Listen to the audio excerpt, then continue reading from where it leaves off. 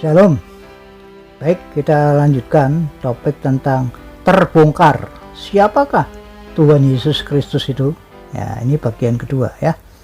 Lalu Ike ini berkata, oh gitu ya. Jadi intinya firman itu adalah Bapa.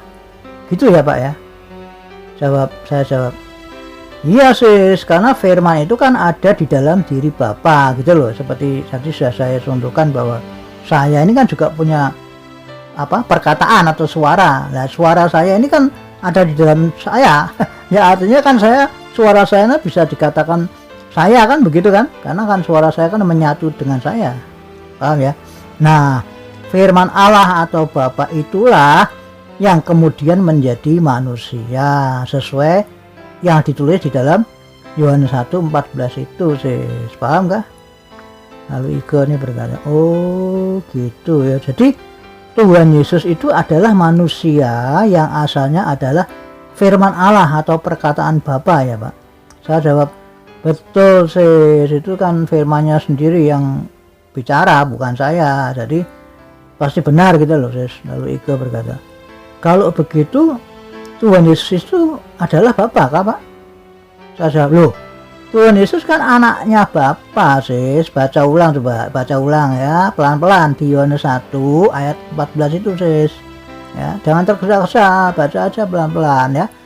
Di ayat itu dijelaskan, ditulis bahwa Tuhan Yesus itu adalah anak tunggal Bapa sis ya. Coba baca ulang pelan-pelan, jangan tergesa-gesa, santai saja ya. Lalu Ike berkata, oh iya saya tahu sih Pak, cuma tadi kan Pak Jonok bilang bahwa Tuhan Yesus itu adalah manusia yang asalnya adalah dari firman Allah atau firman Bapa gitu loh. Nah, saya jawab, iya memang itu yang berkata kan juga firman Allah, bukan saya sis ya, bahwa Tuhan Yesus itu adalah firman Allah atau Bapa yang menjadi manusia. Itu kan ditulis di Yohanes 1:14 tadi sis, yang sudah kita baca ya. Lalu Ike berkata, nah pertanyaan saya Pak, apakah Tuhan Yesus yang pernah hidup di bumi pada 2020 tahun yang lalu itu adalah Bapa Pak? Saya jawab, bukan sis ya. Itu jelas ditulis di ayat itu bahwa ia adalah manusia, anak tunggal Bapa sis. Cuma manusia yang tanpa dosa dan tanpa celah gitu sis. Di mana itu ayatnya? Ada tertulis ya di Ibrani 7 ayat 26 misalnya, ini salah satunya kan, ada banyak yang lain. Begini ya firman Allah ya, Ibrani 7 ayat 26. Sebab imam besar yang demikianlah yang kita perlukan, yaitu yang saleh, tanpa salah, tanpa noda, yang terpisah dari orang-orang berdosa dan lebih tinggi daripada tingkat-tingkat surga ya. Ada lagi ini misalkan 2 Korintus 5 ayat yang ke-21. Ini kan berbicara tentang Tuhan Yesus ya. Demikian firman Allah, dia yang tidak mengenal dosa, perhatikan ya, dia itu Tuhan Yesus maksudnya, yang tidak mengenal dosa telah dibuatnya menjadi dosa karena kita, supaya dalam dia kita dibenarkan oleh Allah, oleh Bapa gitu loh. Paham ya? Ini maksudnya kedudukan Tuhan Yesus atau siapa Yesus itu yang kita sedang bicarakan ini. Lalu Ike berkata, oh jadi intinya Tuhan Yesus itu adalah anak Bapa ya Pak, bukan Bapa ya Pak.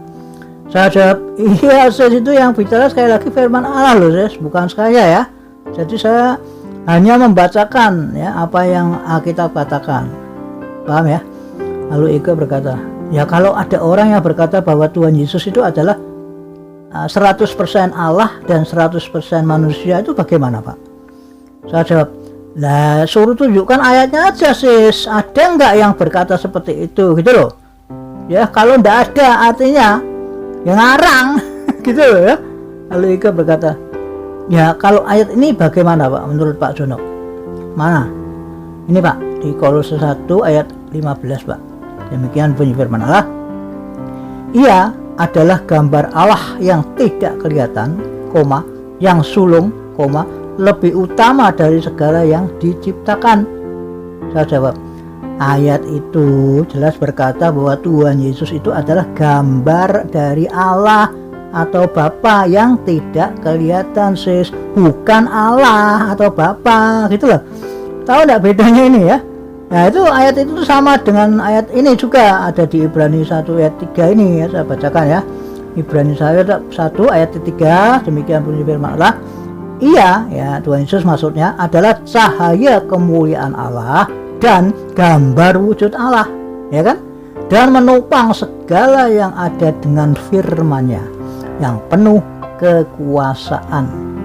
Dan setelah ia, maksudnya Tuhan Yesus, selesai mengadakan penyucian dosa, ia duduk, Tuhan Yesus maksudnya, di sebelah kanan yang maha besar. Nah, yang maha besar kan maksudnya kan Bapa ya, Allah ya, di tempat yang tinggi. Nah, jadi perhatikan itu, sis ya, itu ayat itu kan sangat jelas menulis bahwa Tuhan Yesus adalah gambar wujud Allah atau Bapa, gitu loh ya. Artinya bukan Allah sendiri atau Bapa itu, tapi gambar wujudnya, gambarnya lukisannya, gitu loh.